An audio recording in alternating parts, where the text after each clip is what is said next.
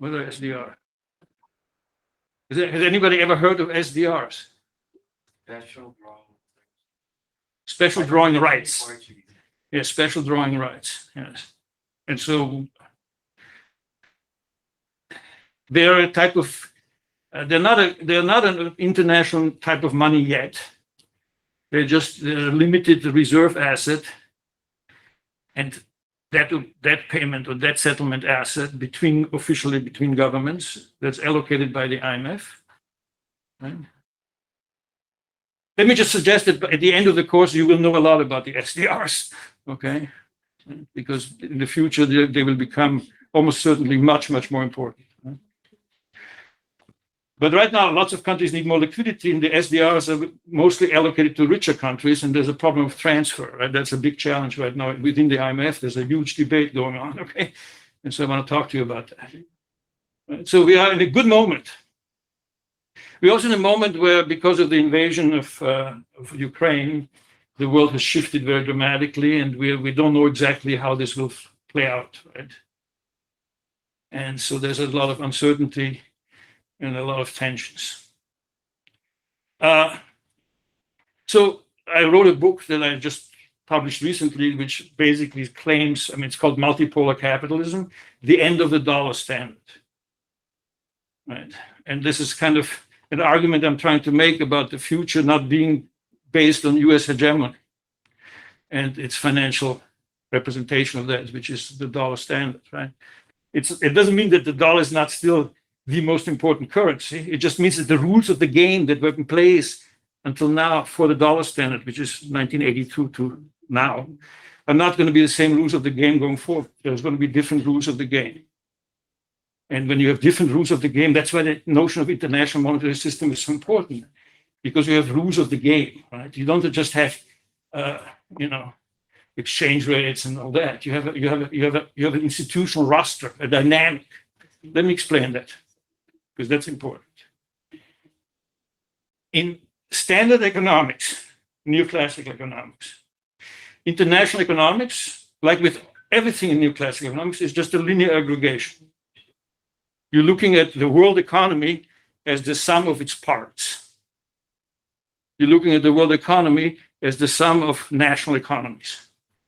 There's 198 national economies. You put them all together, you have the world economy. Okay? And in that framework of thinking, international economics is looked at from the point of view of one single country vis-a-vis the rest of the world. Yes? So typically when you teach international economics, which I've been doing for 40 years, you basically have like two topics, trade and then exchange rates. And in the exchange rates, you start with balance of payments that determines the demand supply for currency, and then you have equilibrium, and then you have a discussion of different types of equilibrium, and then you have disequilibrium, adjustment. It's called open macroeconomics, right? It's not international economics. It's open macroeconomics. It's from the point of view of one single country, connected to the rest of the world through either the balance of payments and the exchange rates.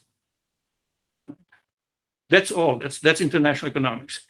Then at the end of every single textbook that I've used and know about, at the end, in the last chapter, in the last 3 pages, there's a bit of a mention of Bretton Woods, Bretton Woods 2. Students have no clue what we're talking about. Right? First of all, it's at the very end, and so most teachers don't even get there. Because international economics, even just talking trade theory, trade policy, balance of payments, exchange rate, that's a long series of discussions. So you never hear about the international monetary system. If you look in international economics journals, there's very little mention of international monetary system. There's some economists that are famous students of international monetary systems, like Eichengreen Green or Kindleberger, but they're always like, those are the useful idiots for neoclassical economics. Yet, from the very beginning of civilization, the international monetary system was there and was crucial. for power relations between countries, and also to understand a dynamic, this is the crucial point, a dynamic in the world economy that's more than the sum of its parts. Right? You cannot understand colonialism, slavery, imperialism, war, without understanding that there's a dynamic in the world economy that's beyond just the sum of its parts. Right? And so we need, in a way, what we need is what Keynes did for macroeconomics. Right? We need a kind of a meta-economic revolution where you think and understand the world as more than the sum of its parts. The world has a dynamic sui generis, like the pandemic, for example. Right?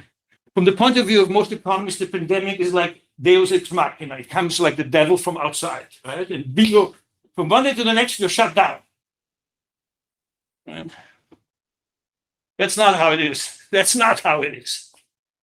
That's not how it is. The pandemic is the first clear sign that nature bites back. Pandemic is the first sign that we are in the middle, or at the beginning, in the middle of the beginning, I should say, of a systemic crisis of our environment. Right? We created the pandemic. We destroyed habitats. So we forced animals out of their normal systems, right? More closer to humans. The humans go this way, the animals go this way, and they meet more often. And then we start, we have emerging market economies. People get better off. They start eating meat. There's urbanization, there's habitat destruction, there's meat consumption. You take it all together and you have pandemics. It's created by our own system. This was the 6th pandemic. 5 of them we just barely avoided, right? You know about SARS, MERS. Now I'm going to get my son. Okay. Avian flu, Ebola.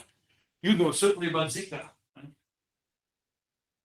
So eventually we're going to get hit because you have to, at the beginning of a pandemic, you have to act incredibly fast and collectively organized together, which we did, for example, in Ebola and Zika, we did that.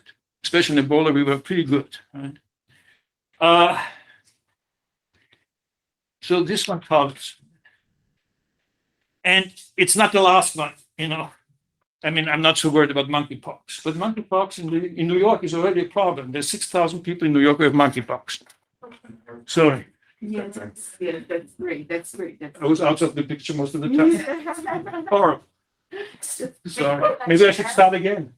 No, you can just have this. Yes, this is the line. Okay. Right. So we are creating conditions for pandemics, right? And that means we have to have a whole different approach to public health, global coordination. It changes the rules of the game, right? And the systemic environmental crisis that I'm talking about, of which the pandemic is just one dimension, the other dimension is climate change, and it's going to be a more serious issue.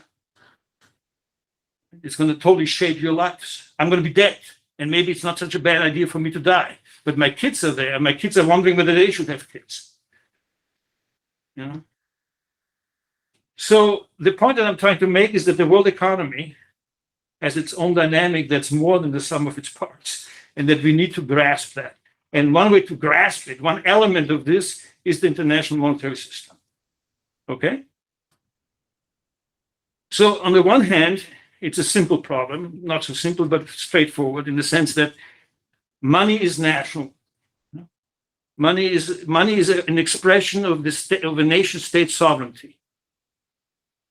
Has been for a long time. Complicated history. Right? But other countries don't necessarily accept your money, and you don't accept their money. So there's this problem that when you have exchange between countries, exchange of goods or services or assets, you have to have a double pay. You have a double step, right? It's not just money with exchanging with goods, services, or assets. At the same time, you also have to exchange money for money. That's a complication. And the complication is particularly virulent in the sense that money needs to be generally accepted to be money, okay? I need to have the assurance that when you pay me with this, I can pay the same, I can pay the other one with this, I can get rid of the money, right? We are all interested in getting a lot of money, but we're also interested in getting rid of it, using it. When we get paid, we want to spend it. So it has to have a general acceptability, right? Whatever is generally accepted as money can be money. But in international transactions, it's not so straightforward, right? Because countries don't accept each other's money, right? If the Brazilians buy Malbec wine from Argentina, do you think they want to be paid in Argentinian pesos? Maybe some. But it's not straightforward, right? The Argentinian peso is not your most assured high-quality currency, right? The Argentinians can accept to be paid in reais, but maybe not. Right? So we're looking always for sort of internationally accepted forms of money. That's the key point I'm trying to make. We're looking for internationally accepted forms of money. There has to be general acceptability, and that means there has to be kind of a global consensus what can be accepted internationally. And even then, it's kind of, we will see, it's a matter of degree. You know, you have some regionally accepted currencies, yes?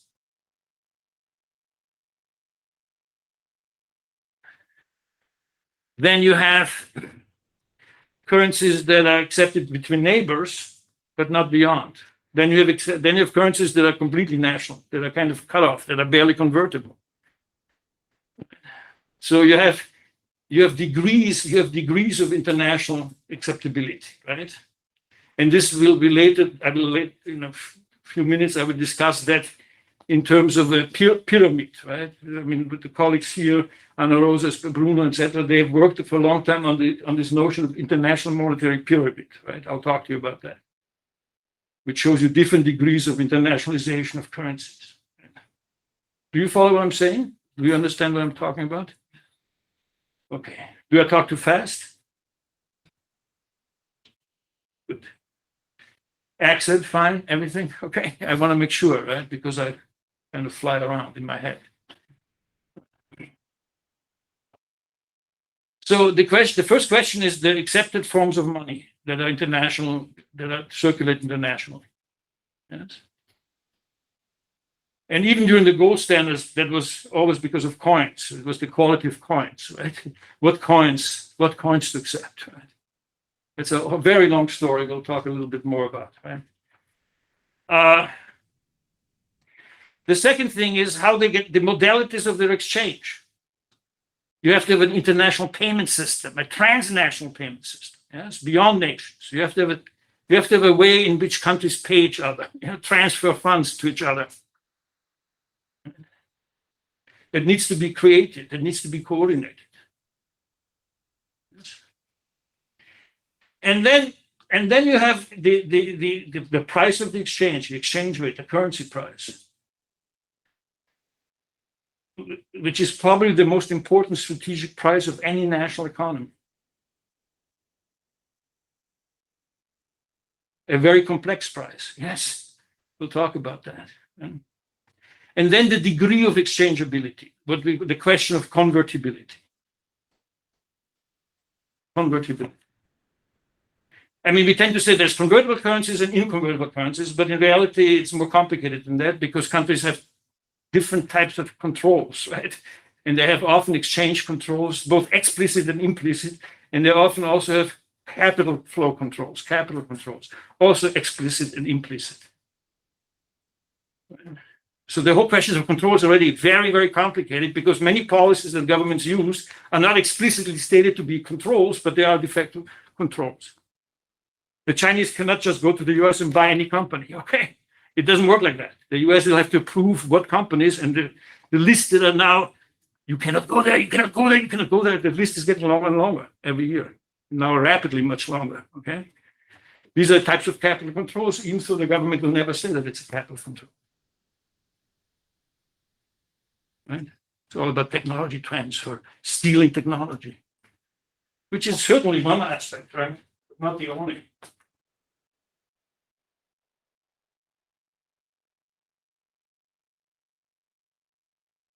So if you put it all together, acceptable forms of international money, the international payment system that makes the money circulate across borders,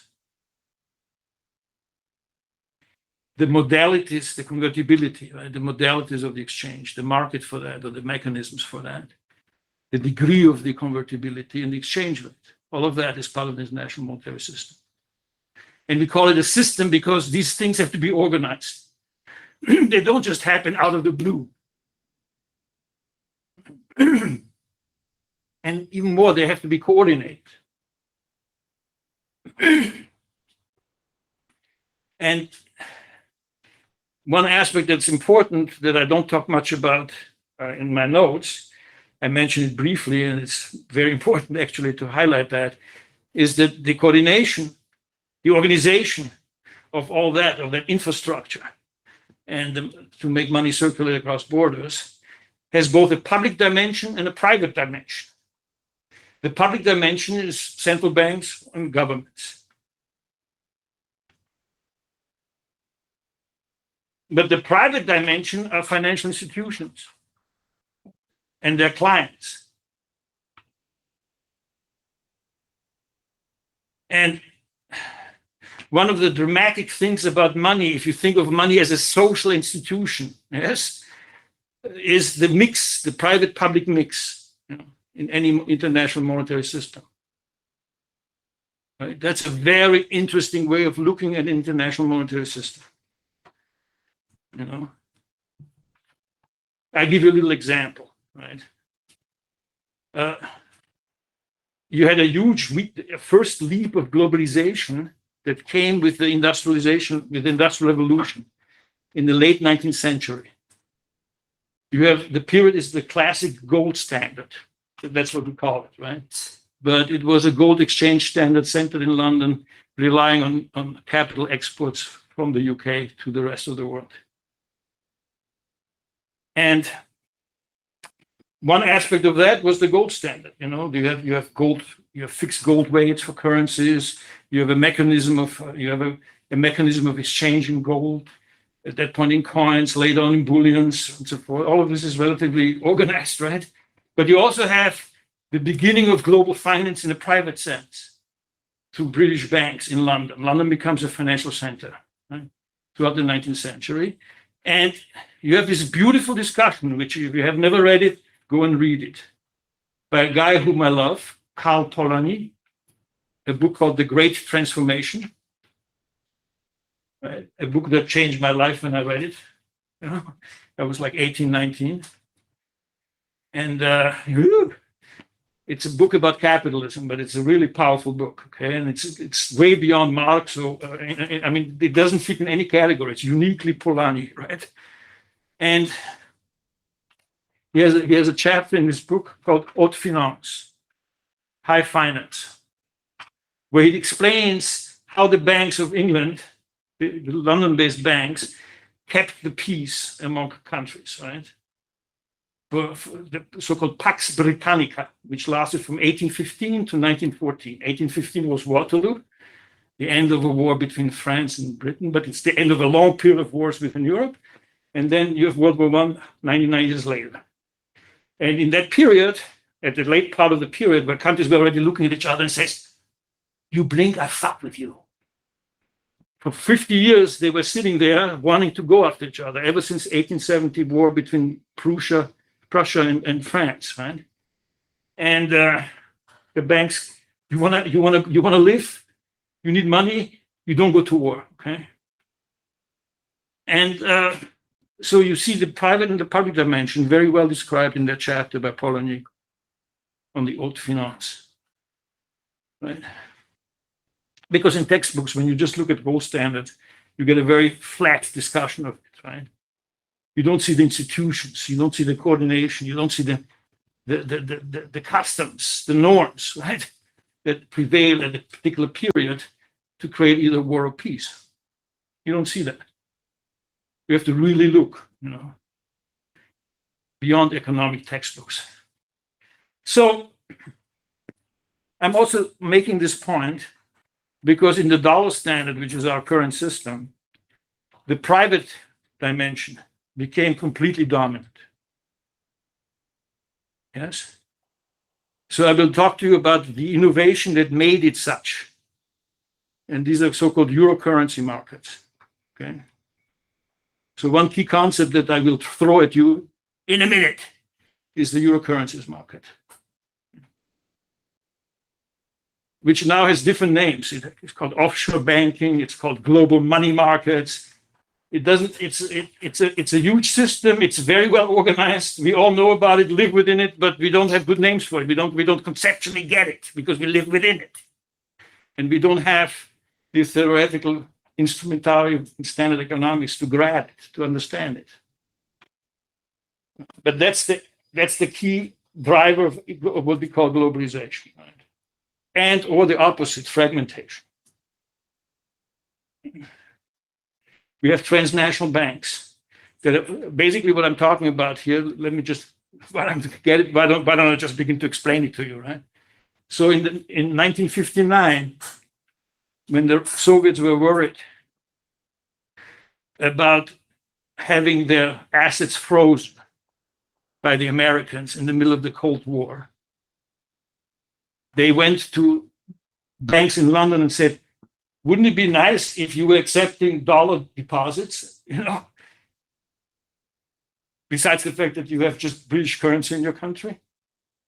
And the banks called the government at that time and explained, listen, this is a good business, this will allow us to stay a center of the world.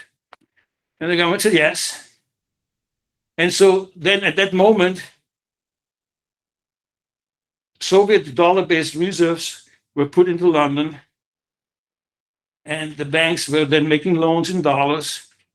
And so then began a system that's now about $20 trillion large. So it's a third of the world economy now in terms of just the stock that's in that system, of banks accepting currency deposits and making currency loans in a currency other than their own currency.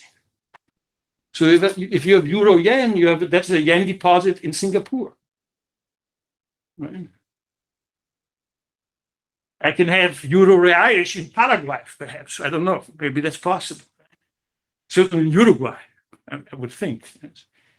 So you have stateless money, stateless private bank money, right? And so you have a global private banking network beyond the reach of central banks, right? So then, from then on, you had two different banking systems. You had a domestic banking system and a global banking system, right? And the global banking system was unregulated. So when you get into this famous crisis of August 1982, Brazil, Mexico, Argentina, right? I mean, you were not born yet. You have maybe a thought in the brain of your parents, right? But it was a huge shock. Brazil was completely shaped by that from then on, right? That was from that global banking network. That was the petrodollar recycling, right?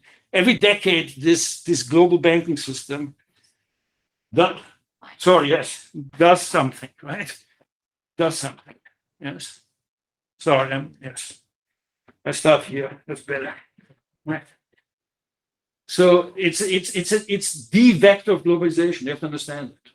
But it also made the private dimension, which is speculation, tax evasion, money laundering, capital flight, investments beyond government's capacity to steer and limit. All of that became the driving force of the world economy. Yes, much of the political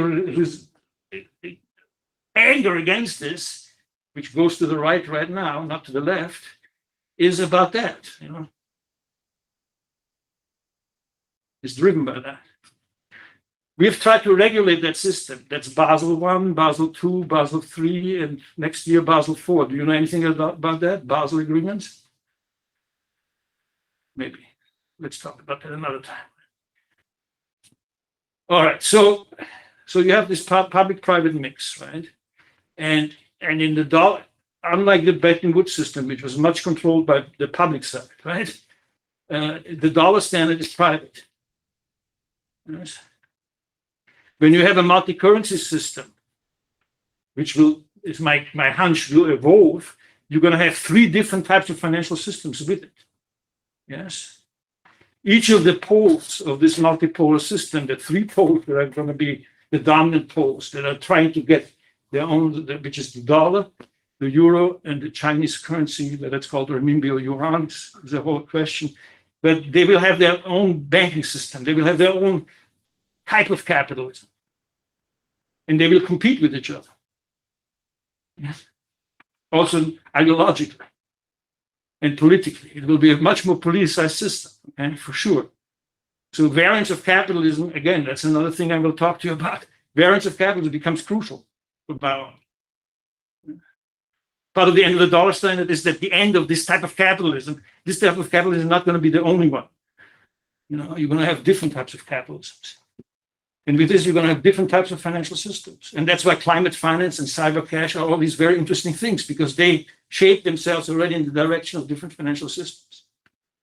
Do you understand what I'm trying to say? So we're entering a multipolar world. That's the whole course, right? We're entering a much more complicated configuration.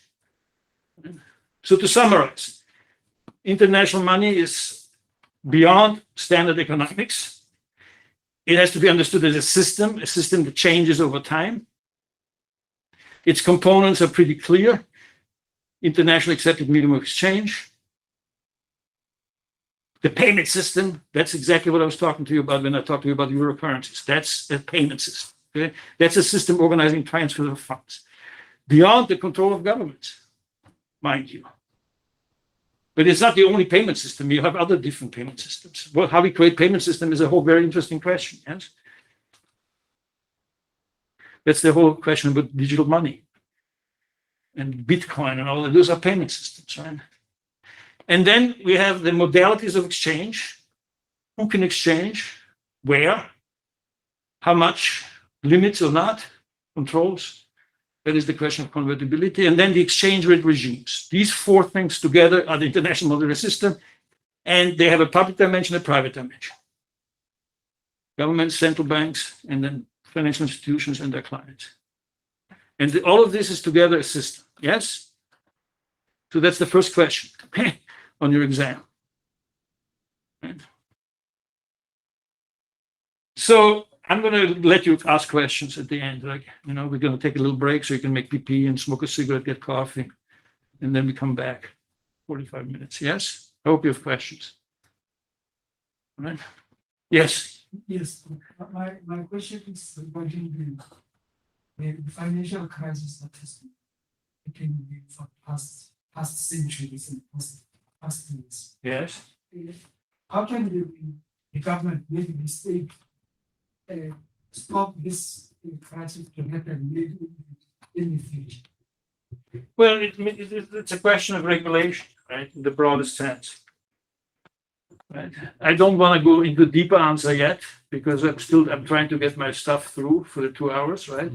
But you've had periods of financial regulation where you basically did not have. First of all, you have periods of boom where you don't have a lot of financial crisis.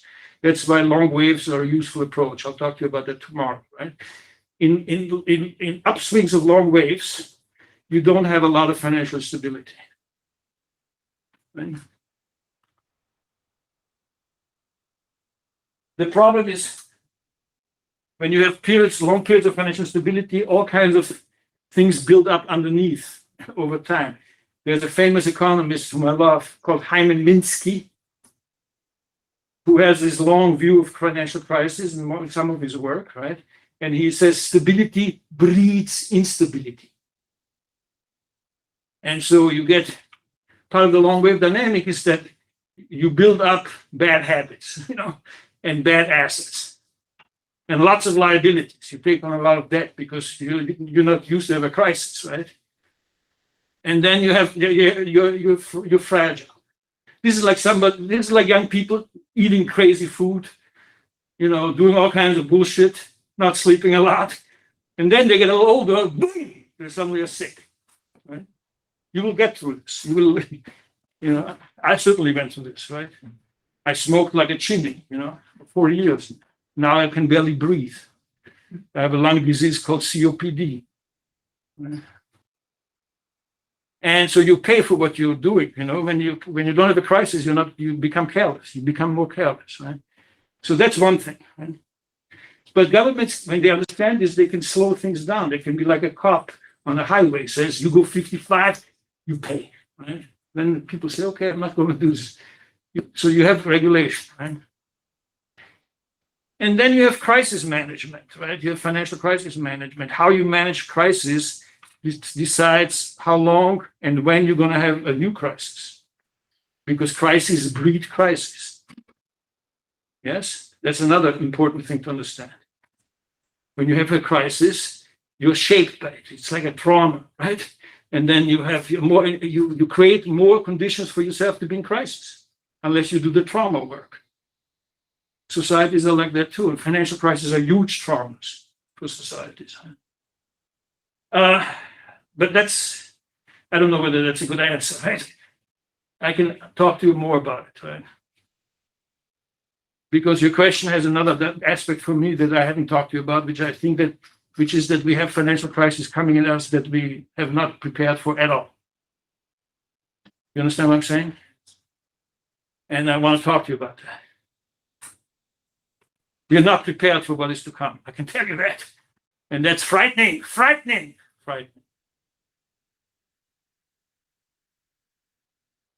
So, one thing that I find also important to me personally, and maybe then because I'm a teacher, I have the power to bother you with that, is the history of the money form. The dematerialization of money.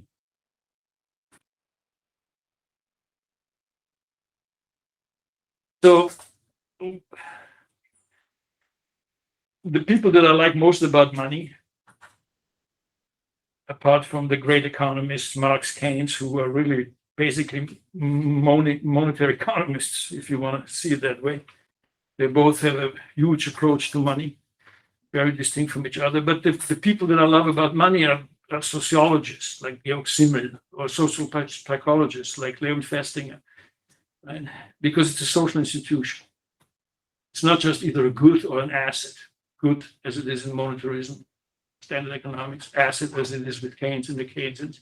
It also is a social institution, man-made, subject to change, therefore with its own history. And one of the key things is the form of money, So we have had 6, 7, 8,000 years of agrarian forms of money. If you read the Code of Hammurabi, that's 1575 before Christ, that's like 3,500 years ago, yes? He talks about, should we use metal or should we use barley? And we should go back to barley. That's the leader of when Mesopotamia becomes Babylon. And Hammurabi. He writes it all down in a code, right? All the laws, incredible document, right?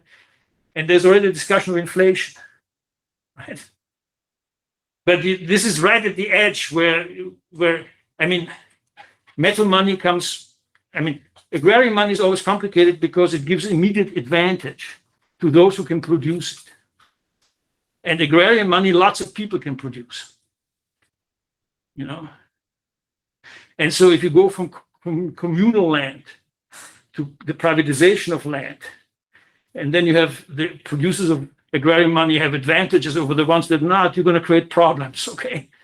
You're not only going to create problems of inflation, but you're going to create problems of warfare over who controls access to the supply. And so that must have been happening already before metal money. But then you have metal money. you have the invention of metals, right? The Bronze Age. And this happens in a period of like between 3,400 before Christ and 3,000 before Christ. So this is 5,000 to 6,000 years ago. And this was a completely revolutionary process, right? Because metal you have to mine, and then you have to heat it to process it, right? So this is already much more difficult money to get. You know, you have to, you can't just, like with barley, any farmer can do barley, you know. Metal, you have to have capital, you have to have land, you have to have the tools to have mining done. It's a different process. So the landowners that became the miners, right, then became kings. Because once you have access to metal, you have access to two things. You have access to weapons that are better than the weapons you had before. And you have access to a new form of money that you can impose on others. This is the history of a guy called Menes, the first leader, the first pharaoh. Okay. So you have the metals appear in three different places at the same time. Along rivers. So you have already trade there, lots of trade, and you have the expansion, right? Because people got into boats. People are afraid of water, right? And people are afraid of crocodiles. People get into boats, boat technology very early. I can tell you that. Right? That's how we moved from one spot to across the globe. We had floating things very early, okay? So you have long rivers, you have boats, you have metal. You become an empire. I'm not kidding. That's exactly the early history, right? Egypt, the Nile, Code of Menes, first bimetallic standard in the world history, the beginning of international money. We have hieroglyphs. How do you say this? Yes, where we can see this, right? So 3,250, 3,200 before Christ, you're beginning to have metal money in Egypt. They move down the river all the way to Nubia. They integrate this into an empire. And Menes is the guy who imposes this metal money, right? First bimetallic standard, becomes an empire. Same happens with Sumer. Do you know where Sumer is? The Sumerites, also about 3,000 before Christ. In today's Iraq, the Tigris and the Euphrates rivers. Sumer then becomes Mesopotamia. Mesopotamia becomes Babylon. That's Hammurabi. Still a place we're bombing today. Right? The oldest cities are there, okay? In this Arc of Levant, all rivers, right? From the Jordan River all the way to the Tigris and the Gulf of the Persian Gulf. Sorry. Right. So, and then China. China, you have three rivers going east-west, right? The Pearl River, the Yangtze River, and the Yellow River. This is an old empire, 6,000 years old, also based on gold and silver. So then you have competition between gold and silver all the way through the Roman Empire, Greek Empire, Roman Empire. The Roman Empire collapses, 476. Precious metals stop being money, except for international exchange. Okay. This is the importance of Constantinople. Okay. So in the 220s, the first Christian Roman leader, Constantine, realized that he had a problem. Rome was in decline. He wanted to have Christianity. So he built a city next, an alternative city, just in case. Right? It became Constantinople, right? Which was in a perfect spot. And when Rome fell, Constantinople became the international center. Not just the religious center, but also the commercial center of the world. The first city that had more than 1 million people. Today, even it's the largest city in Europe, even though half of it is not in Europe. We're talking about Istanbul. Right? If you have never been there, before you die, go there. It's one of the most amazing places that I've ever been in my life. Right? An incredible city. But Constantinople was in the middle of the north-south trade route and at the beginning of the Silk Road to India and China. So it was also a completely commercially strategic spot. It had a currency called Byzant. That's why we call it also Byzantium, Byzantine, etc., all that. And that was the world currency for 1,000 years. There were others. There were later on. There were in the Renaissance. There was the Florine of Florence, the Ducat of Venice, etc. Right? These are all trading nations, trading states, trading cities. Ultimately, cities were the state. Then, in a process that was very strange, a small tribe descends from the mountains towards Constantinople and takes the city, the Usmans, which became the Ottoman. And what they do is they switch from gold to silver and destroy the world economy. They destroy the routes and the currency system. This is in the 1450s, okay? 1453, 1456 begins the age of discovery. Right? Begins in a place that you should also visit, Sitges, southern Portugal, a navy school by a young king. You must know him because you're kind of tied to the Portuguese history, I would say. Enrique, the conqueror. And, there's a long story short, precious metals come back. We have the return of the gold standard and return of silver standards. The fight between gold and silver explodes into an incredible process in the middle of the 19th century. You have a constellation of powers that are developing. With industrialization, Britain is no longer just the super hegemon.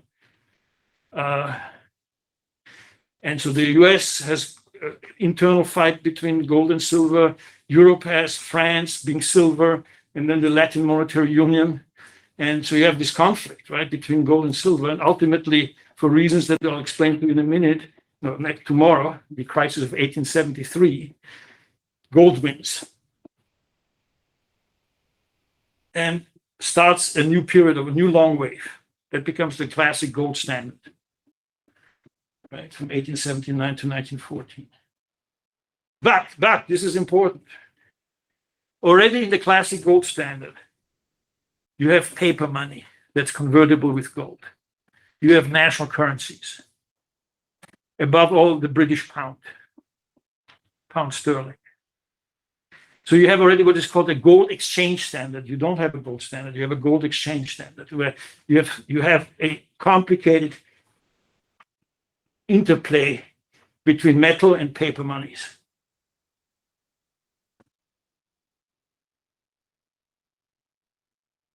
Then you have a very chaotic, that collapses with World War I. You have a very complicated process in the interwar period to find out what kind of international monetary system to build. There you have an important conference called the Genoa Conference of 1922. And they build a kind of a new type of gold standard called the gold bullion standard, which allows direct exchange of currencies for the first time. So this is the beginning of foreign exchange beyond just bullions of gold or silver. And then in 1925, this is a multi-step process, they sort of set up a new kind of gold bullion standard globally, which lasts only for 6 years. Collapses in September 1931, at the beginning of the global depression. Not at the beginning, 2 years into it. When that happens, the entire global banking system collapses. It's the biggest banking crisis in history. 9,000 American banks collapse. And they don't get bailed out.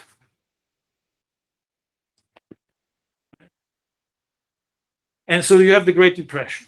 Of course, that creates World War II. And then at the end of the World War II, you have an agreement, a famous conference, the last great activity of John Maynard Keynes, Bretton Woods. You aware of that? July 1944. And you have a new system. And a system I'll describe to you a bit later, but I'm just giving you a short history, right? In this system, you have the dollar becomes world money, and it's backed by American gold reserves. But the idea is not to have much convertibility there. The idea is to basically use dollars and make people believe that it's as good as gold. Right? So this is a more relaxed gold exchange standard. In the end, already in 1960, just when you have this euro currency market beginning, you have basically surplus dollars for the first time. You have more dollars out there than US gold reserves, right? So one of the questions is how can you use that profitably? And that's the euro currency system I already talked to you about. But the other question is how can you have countries basically pretend that it's still convertible, but it's not? The dollars were supposed to be automatically convertible with the US gold reserve at $35 an ounce of gold. And that broke down already in 1960. But the world kept going on for another 11 years before Bretton Woods explodes, 1971. Then you have chaos. Okay? All the way to the LDC debt crisis in 1982. You have a stagflation crisis. One of the questions is whether we have a stagflation crisis today, the beginning of it. Not exactly the same, but there's a lot of parallels. That's a good question, okay? We don't know yet. That's my answer. We could be in a similar situation. But long story short, the US gets out of it. Brutally, but it gets out of it. And the way it gets out of it also is with the LDC debt crisis, right? By basically tripling interest rates and saving the dollar from going into the cellar. And then you have a system that has no longer gold or silver. You have in the Jamaica Accords of 1976, the world decides to stop using metals as money. Just paper, right? But it's also paper now, government paper, private paper, right? You have now a system of where much of the money creation, 2/3, 3/4, 4/5 of money creation, depending where, is done by banks, not by the central bank or the government. And then, of course, they automate it, so it becomes electronic. The euro currency market is a leader in innovation, right, of electronic money. That's a whole other process, right? So you have the beginnings of electronic money. Look, when I was your age, there was no electronic money. I had to stand in line with the banker every day to go and get money in and out, right? The banker would know me and says, Robbie, you're here again? What is going on? Why do you need another $500, right? Now you have ATM machines. They don't talk to you. They're always there. Right? My kids have no cash ever, except for the beggars, right? My daughter has a big heart, so she always goes around, has $1 for this beggar, $1 for that beggar. But my son, they have only phones. They pay each other with phones. I don't understand what they're doing. For many years, they were behind my back. Venmo this, pay this, Apple Pay. I have no clue. Electronic money. But now we have digital money. That's a whole other ballgame. Okay. I'll talk to you about this next week. Because digital money is internet money. It's not dependent on banks. It can even the official money can completely change the banking model. It can separate banking from money creation. All kinds of things can happen. We're just at the beginning of this.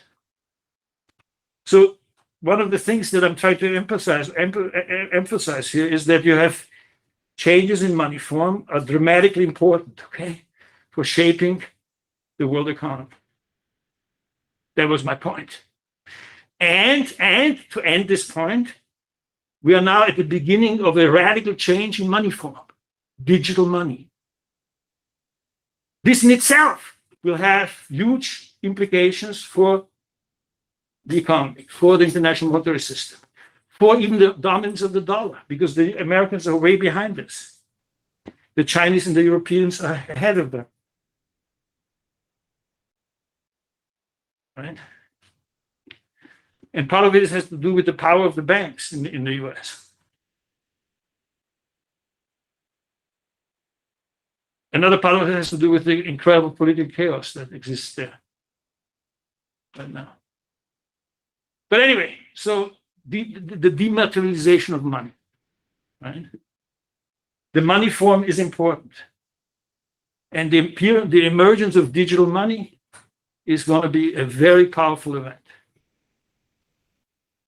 of transformative quality.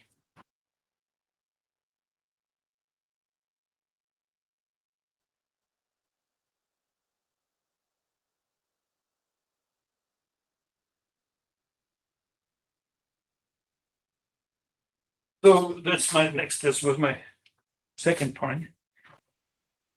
My third point has to do with the hierarchy of power relations that is structured through the international monetary system. So there's a political dimension to this. I mean, it's already important to understand that the way a national economy, with all its different bits and pieces, right, gets inserted into the world economy is through the international monetary system. And this crystallizes around the exchange rate, yes? But it also is beyond that. It has to do with whether your banks are how much of your banks are part of the payment system and how much they're not, which then also determines how much access you have to the international financial markets and how much you don't, right? What are the conditions, the spread, the controls, right? Who in your country has the benefit of much more access than others? Those guys don't pay any taxes. Those guys have their money abroad, right? It's part of the power structure, both between countries and within countries. Yes. People sense that, by the way. People are angry about that without really, they sense that, right? Gives nourishment to lots of anger and lots of conspiracies, right? But most importantly, it's the largest corporations, right, that are at the edge of this, that are the clients that the banks care the most about and care the most for, and they decentralize production, global supply chains, yes. But in order to do that, they have to centralize cash management, okay? So companies have to centralize their cash flows, right? And then they redistribute it wherever they want it. Just to do transfer pricing, right? Where you minimize your tax payments by moving your profits to the lowest tax country, you have to centralize your cash flow first, right? And that you do that with the help of the banks within this euro currency system. And so this is what I'm talking about when I'm talking about the payment system, right? It's an incredibly important, complex part of the world economy that we usually ignore. It's like in your bathroom, right? When you take a shower, behind the wall are all kinds of tubes and pipes and joints together, and only when it doesn't work do we pay any attention to this. It's usually behind the wall. It smells bad. We don't even want to be close to it. That's exactly how the payment system, the metaphor is the same for the payment system, right? The payment system, nobody pays attention to. Except everything depends on it. And then it doesn't work, all hell breaks loose. Total disaster. Yes? So that's what I'm talking about, the payment system, right? But the payment system is essential for the power structure of a country and its power relative to other countries. But at the center of this is the hegemon. We've always had a system of hegemony. What's interesting now is that we will enter a system where we don't have a hegemon, where we have competing powers with competing understandings and types of capitalism.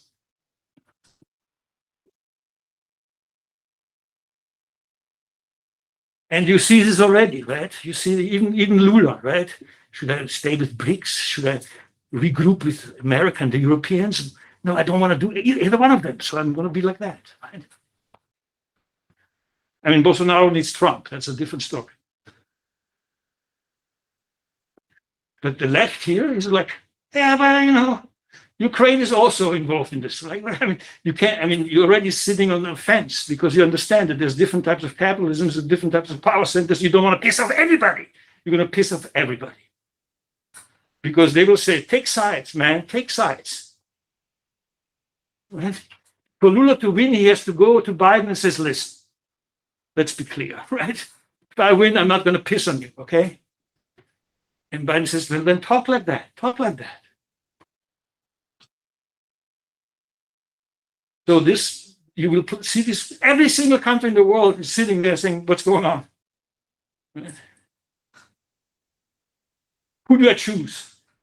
But the story is much more complicated because you also have the Europeans, and they're like, either way, they're at war with each other. You have the Muslim world, also civil war. Then you want to be a regional power. What does it mean to be a regional power in an area that has its own problems, right? That's Brazil's issue.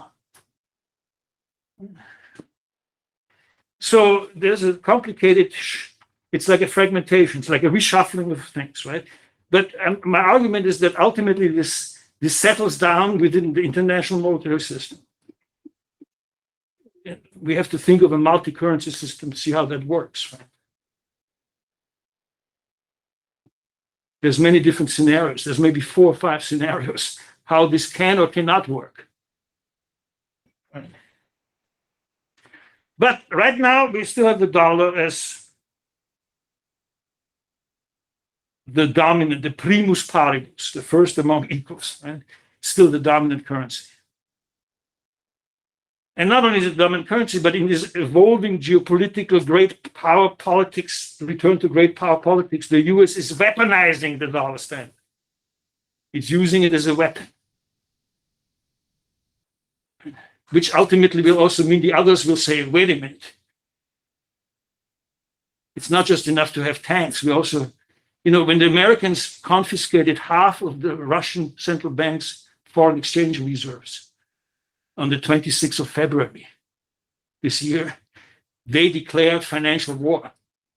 This is a whole new level of sanctions. This is now they're discussing in the Biden administration whether to use this money to rebuild Ukraine eventually. They're confiscating that money. Okay. That's a whole different level of warfare, financial warfare. Okay?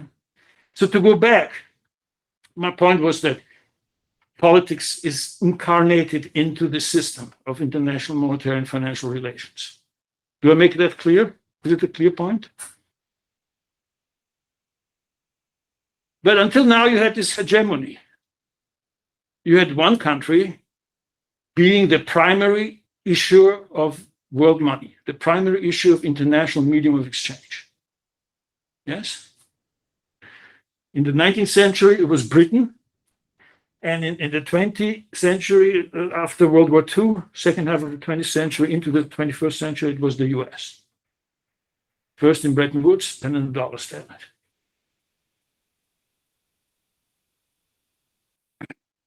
Now, at the beginning of tomorrow, I'll talk to you about the advantage that the issue of world money has. We have one concept that's called seigniorage, which is basically a medieval word, of course, with Latin roots. It's a French word, but it basically is the benefit from issuing money. That's called seigniorage. That's a very narrow concept, as I will explain to you tomorrow. Then we have a broader concept called exorbitant privilege. And that's, a specific concept that especially was studied in the relationship with the dollar.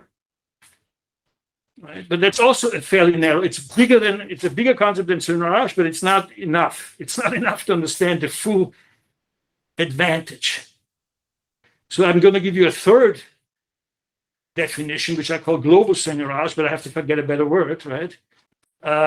Which is a much broader system, much broader advantage for the US. And let's do that tomorrow at the beginning, guys. So don't be too late to class. What I want to do now is to basically talk about this dimension of power by looking at what is the Unicamp concept, the international monetary pyramid. Right? If you know Bruno's work, Anna Rosa's work, Daniela Pratish's work, Marisa Farhi's work, they've been working on this for a while. Maybe you will do that too, right? Yes, it is a Unicamp concept.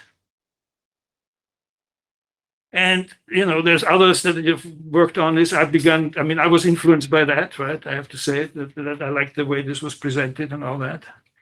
But the way you do this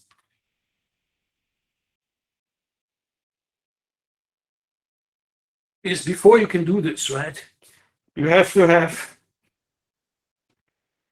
kind of do empirical work as to world market shares. What's the world market share of the dollar in terms of foreign exchange reserves? What's the world market share of the euro in terms of international bond issues as the denomination currency? Right? So you have to look at empirically, you have to measure empirically the international status of different currencies.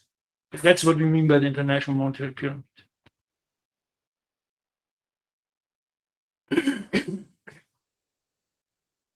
A way to do this is to go back to a work of an important international economist, Paul Krugman, 1984, who has a kind of a matrix, a 2x3 matrix.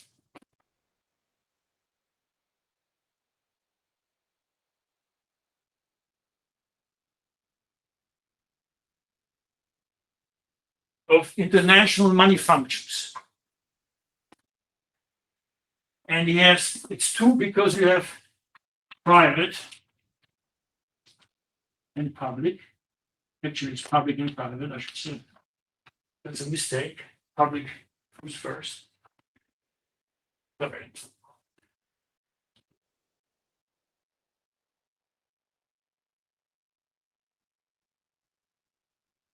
And then you have the three money functions, right? You have medium of exchange,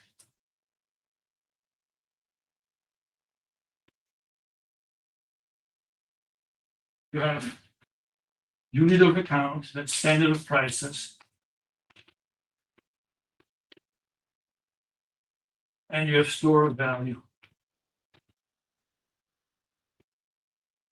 Okay. So then you have public, private, and give a matrix. I will add something else. So means of payment.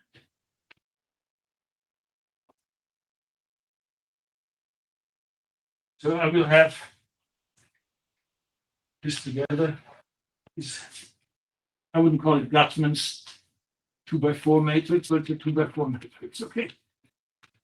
So I will explain to you why this is important.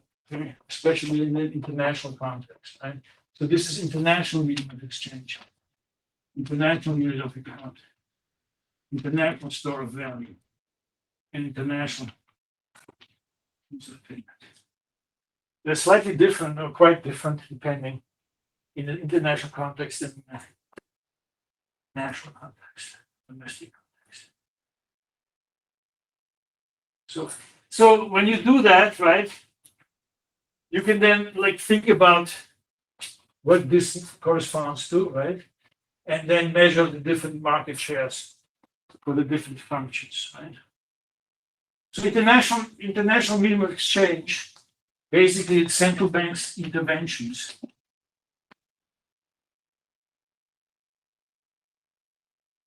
They intervene in the foreign exchange market. They buy and sell currencies, often to manipulate their exchange rate. And then, they buy and sell different types of currencies. I mean, different types of international medium of exchange. Right? In private, this is the vehicle currency.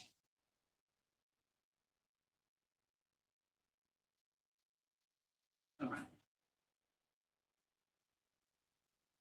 So, for example, when the Israelis buy Swedish fighter planes, right? They don't pay in Israeli shekels. They don't pay in Swedish krona. They pay in dollars.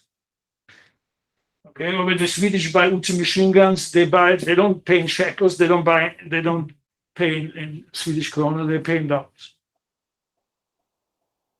And so the dollar is the intermediary currency through which a lot of this traffic flows. The dollar is, in terms of just daily currency and transactions, it is an 88% of all the transactions. There are $6 trillion a day, okay? 88% have the dollar on one side, right? That's an incredibly dominant position of a vehicle currency. That's what we call a vehicle currency, okay? It's the vehicle for international transactions. There's huge network externalities involved in being the vehicle currency. This is very difficult to change. Okay. If you go to the international unit of account, this is the anchor. I'll explain this. And then here you have invoicing.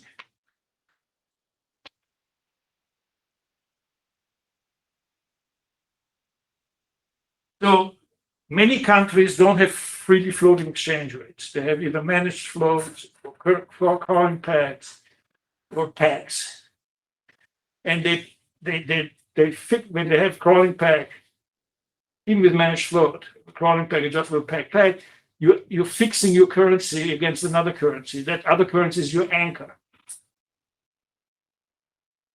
So if you can, IMF publishes all the exchange rate arrangements. They're often actually not exactly correct. In reality, they're different.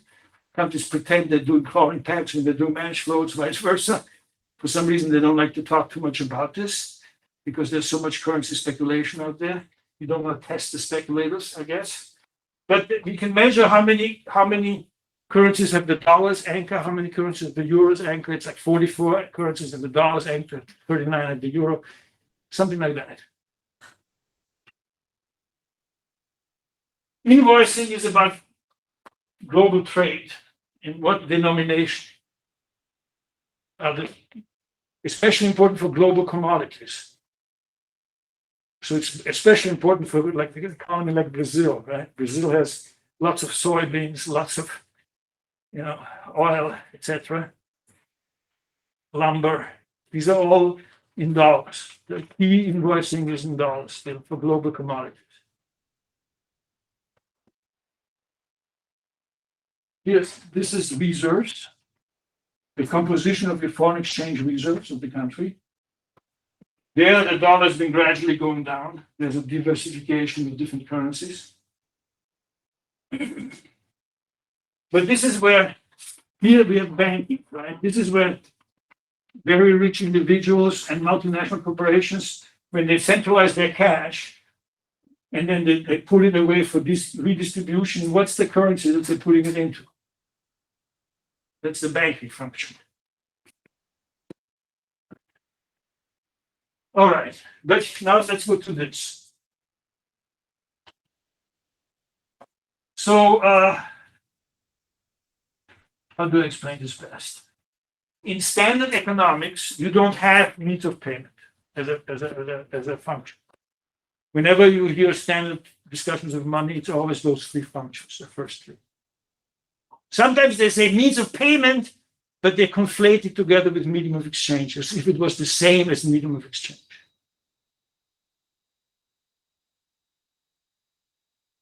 But that's not the end of the story.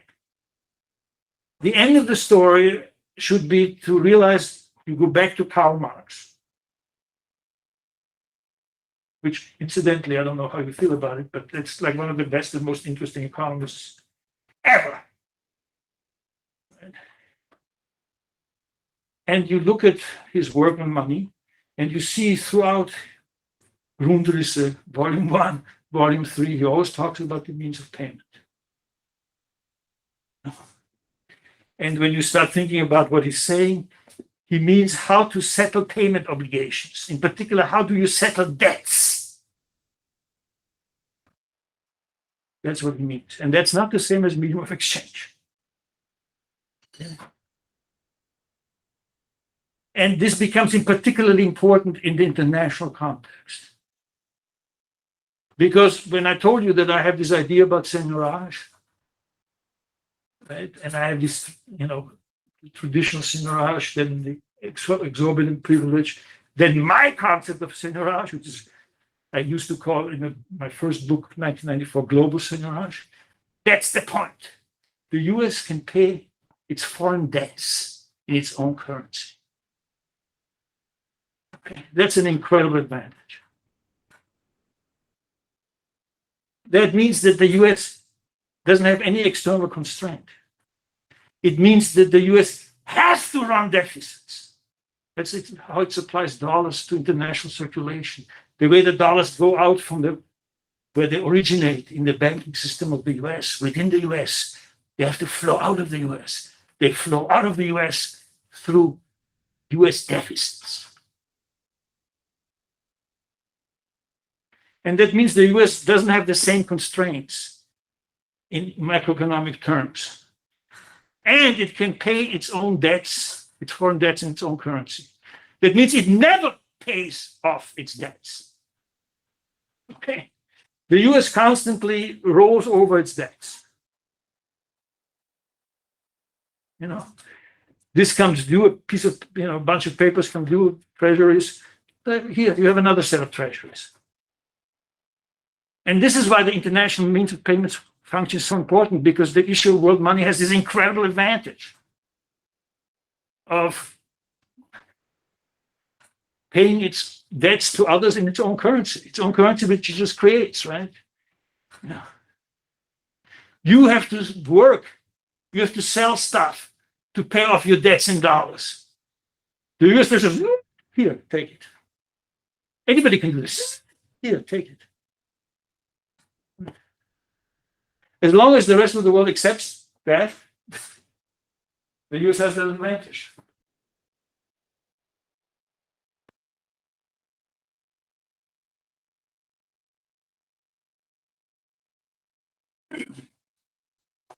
So if to write here, right, the US has the global seigniorage advantage.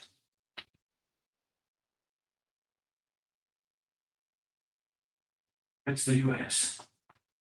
But other countries, they have this issue of sovereign debt. Right? And private, it's foreign debt of domestic debtors. Okay. And then you have the original sin problem. You owe money in dollars and your assets have your own currency. So the debt structure, so you have the seigniorage advantage of the issue of world money, but then you have the debt structure And the denominations of the debt structure are important.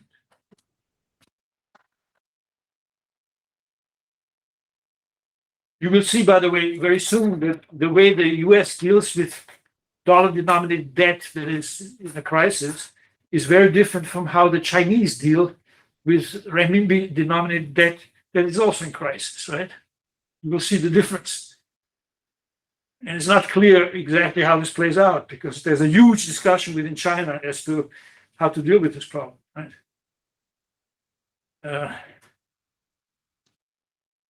And how to work with the banks.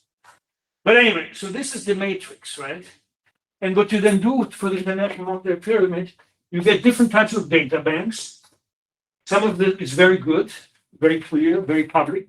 Others is very difficult, right? You have to find it and it's complicated, and some of them you will not be able to do much about at all. But you have data, and these guys have been going through this and measure the world market shares of the different currencies per function, public or private. That gives you a pyramid. Okay? So you have a pyramid like this. There's the dollar. There's the euro. There is the British pound, Japanese yen, sorry, and the Swiss franc, CHF. So this is, by the way, I should write euro. This is USD. Their currencies have these abbreviations and letters. Then you have commodity currencies. Talking about them.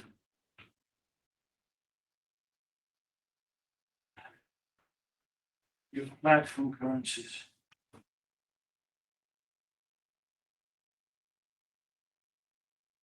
And you have basically inconvertible currencies.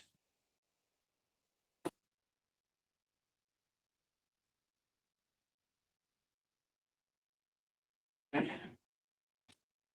So the internationalization has gone recently to include those. So the US dollar, if you take these eight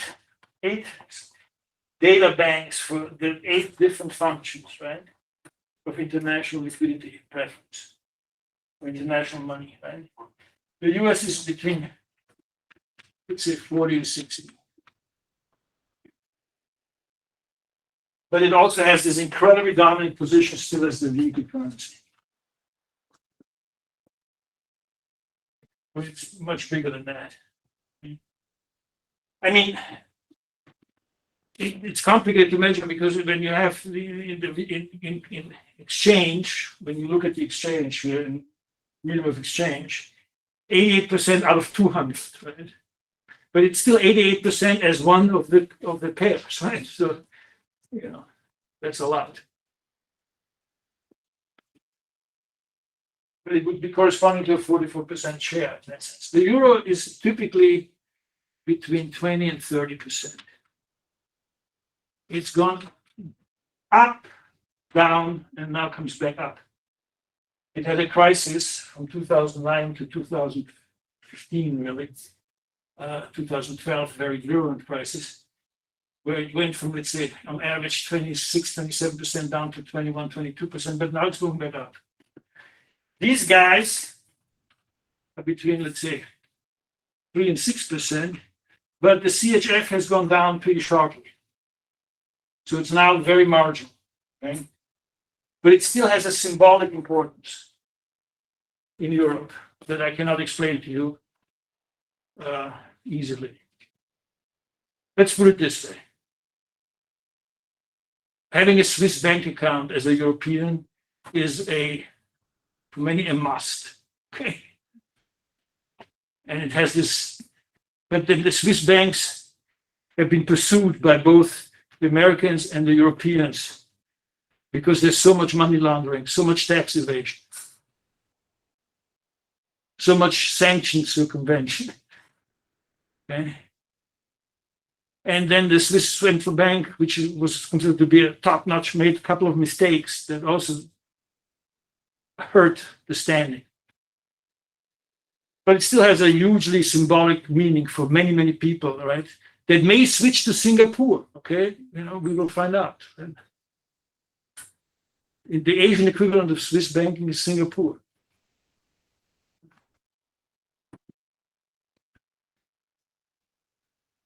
So here, these guys, this is CAD, Canadian dollar, Austrian dollar, TV, New Zealand dollar.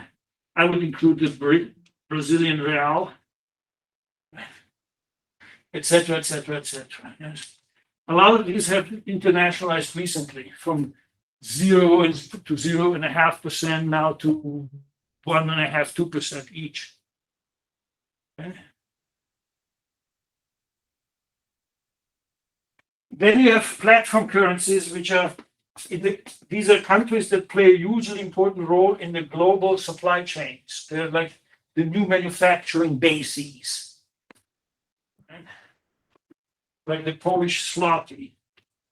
What's the Polish zloty? It's not this. The Swedish krona.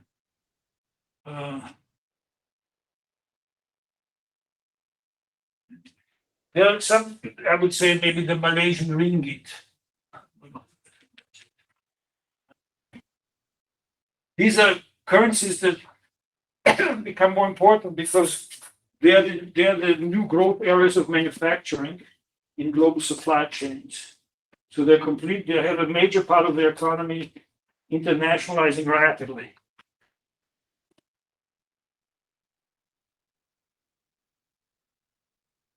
And then, you have a lot of countries that have almost no international aspect for their currency at all. None or barely any. And these can be, Paraguay. I don't know much about Paraguay, actually. I shouldn't say that. But a lot of countries like Jordan, the Jordan dinar is barely ever traded anywhere.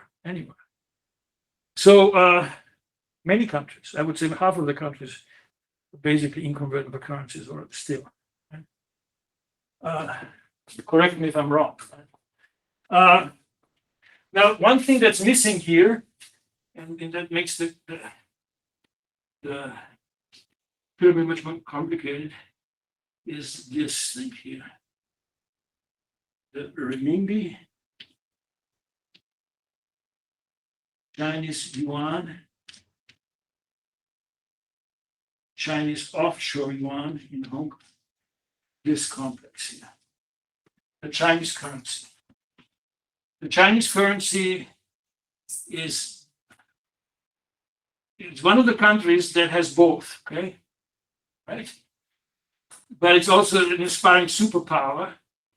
But it's also an aspiring superpower whose variant of capitalism does not create the conditions for rapid internationalizations, but its government wants some internationalization, but controlled internationalization. I'll talk to you about this on Friday, okay? But it's here, and it's between 2 and 4%. If you measure it officially in those same ways that we measure all the others. But this completely underestimates what is actually happening. So the Chinese have a special place. The Chinese are not in that pyramid because they have a globalization strategy that's uniquely their own. They're trying to balance two conflicting forces inside. And so you cannot fit them into any of these layers.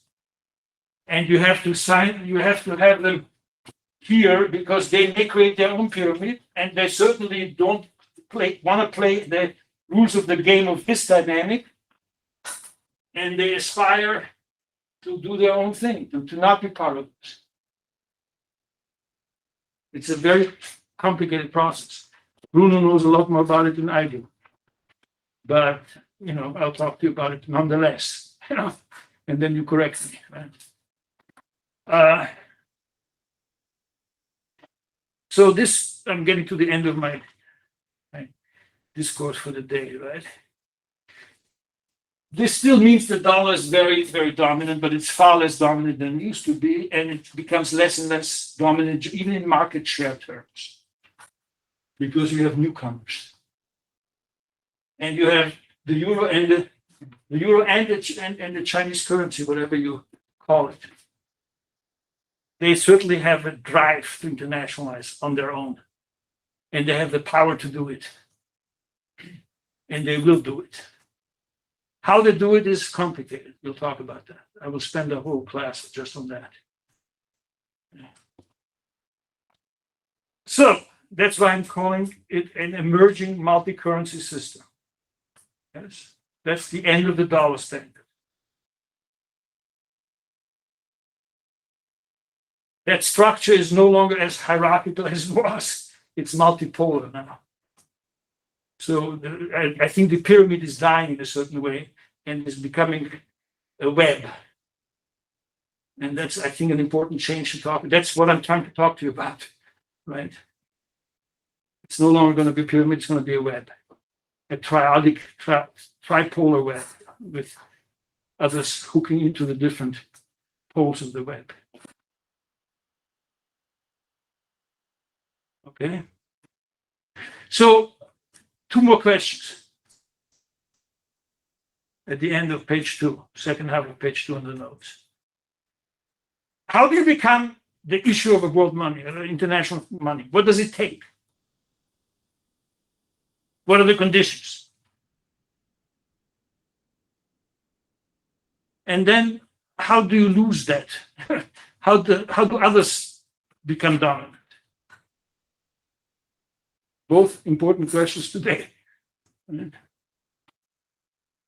So there's a lot of there's a long history of discussions in economics about this, right? How do you become the issue of world money, right? That's the work of Prasad, Ezra Prasad, Kindleberger,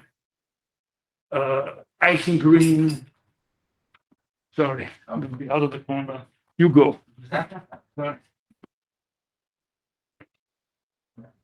Sorry. No problem. And there's a certain consensus, right?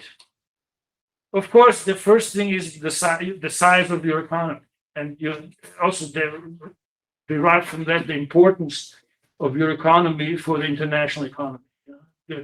Your contribution to world trade, in particular. And there, you can see, okay, the US is big, the European Union is big, even the Eurozone within it, China is big, right? Okay, yes.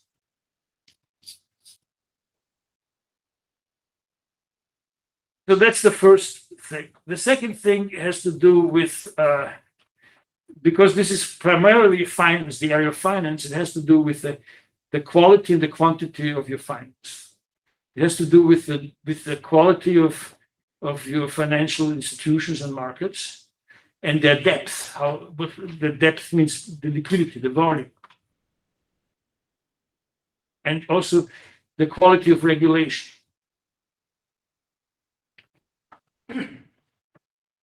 So it has to do basically with the strength of your financial system.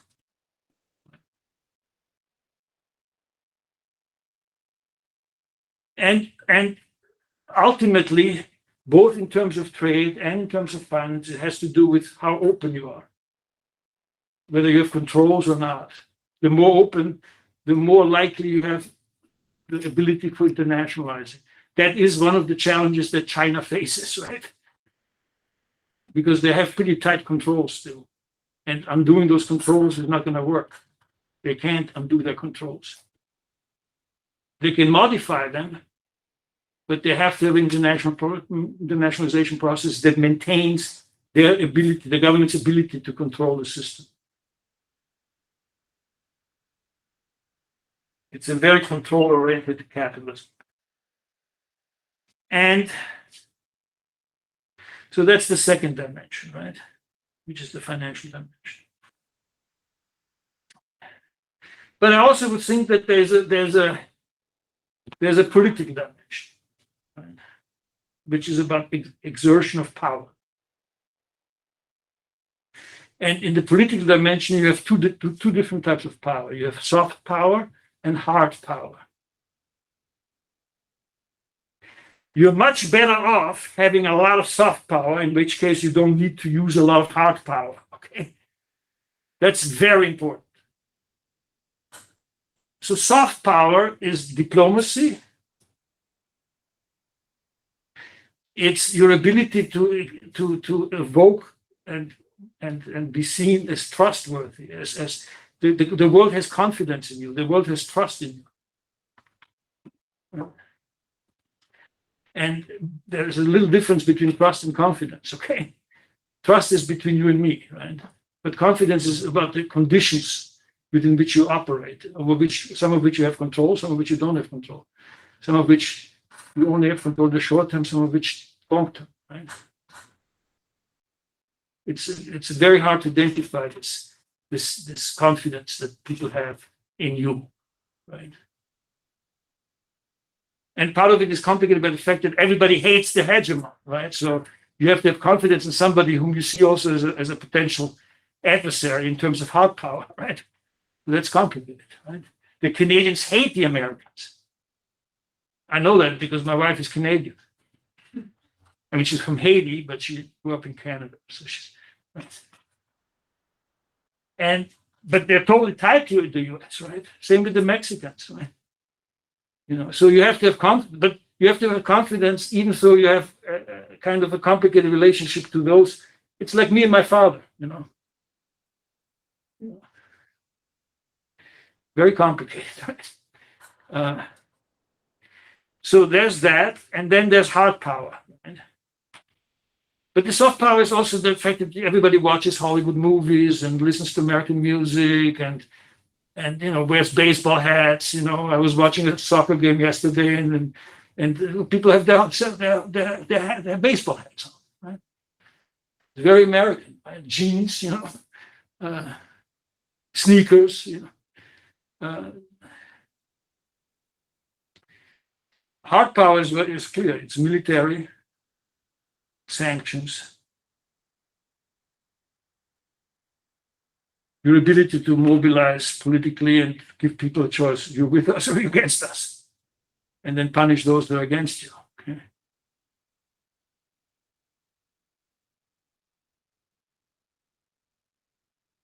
So, you know, and what's interesting to me also is that in all these constellations, all these characteristics, right? And this is why I think variance of capitalism becomes such an important question, right? The Europeans, the Chinese, and the Americans have very different constellations of priorities and strengths and weaknesses in terms of these conditions. Okay? So they're going to represent actual choices, right? What's more important to you, right? Who are you going with here? Why, right? I hope I make sense to you, but it's a complicated question, especially when you don't have a clear hegemon anymore and you have choices. So the last thing, how do you lose this? Well, you lose it either because you fuck up yourself, and I'll talk about that. You're destroying confidence. You're destroying trust.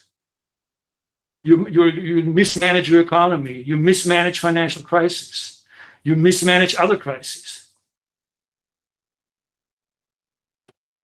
And one of my arguments is that the Americans are doing that. The Americans have made lots of mistakes. Lots. But they're about to make many more mistakes. And even worse mistakes. Okay. So one of my arguments is, will the Americans change and do better, or will they change and do worse? And that's a huge question. Okay. And we're right. I mean, it's an incredibly complicated moment in American history right now. I don't know whether you have any idea how complicated it is and how dangerous it is. But there's also the realization that the system itself, the international monetary system, is inert. It doesn't want to change. It doesn't want to give up the dollar.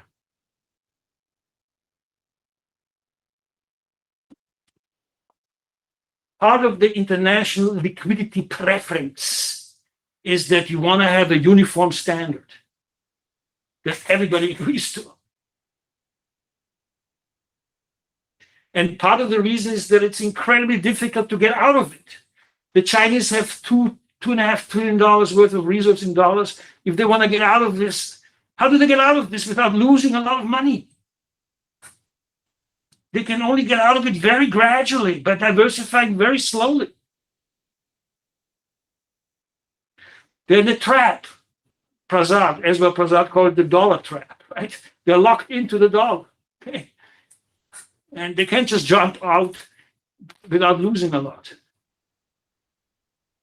So there's an inertia in that system. It changes very slowly until it is in a crisis, and it can change very fast. So the history of international money is invasion of the Ottomans come and take Constantinople. That's a crisis. World War II, that's a crisis. Usually it's war that forces change. And we are at the beginning of a very dangerous period of warfare. Let's also be clear about that. Very, very, very dangerous period. We could have World War III, okay? Pelosi decides to go to Taiwan, and you got a problem. You got a problem. And Pelosi, knowing her, could say, fuck you. She's like in that mood, right? Because she's about to lose her position as the Speaker of the House. She's angry. I don't know if you know anything about Pelosi traveling in Asia right now, and the Chinese go nuts over that. I don't know whether you're aware of that at all. Anybody aware of this? Yeah. Okay. I mean, nothing will happen, but it's one of those moments where the Americans, some wings of the American parties are into like poking China a lot. Right? And this is a bipartisan thing, okay? They're at war with each other, but there's certain, like poking China, let's do that. And I do it more than you, That's what's going on. And the Chinese are in their own, they have to show their own muscle because they're changing the political rule right now. They're in the process of abandoning the Deng regime, adopting a new regime, the Xi Jinping regime. And they're just now in the moment, the next 2 months, right? So that's a pretty complicated moment, right? But otherwise, the system is very inert. It doesn't change fast. It changes slowly. Yeah, and that's also one of the reasons why people don't see it very well, right? Because they don't see that, you have earthquakes, but underneath the earthquake, for a long time, the plates are getting closer and they start rubbing at each other until there's an explosion. That's exactly what we're going on right now.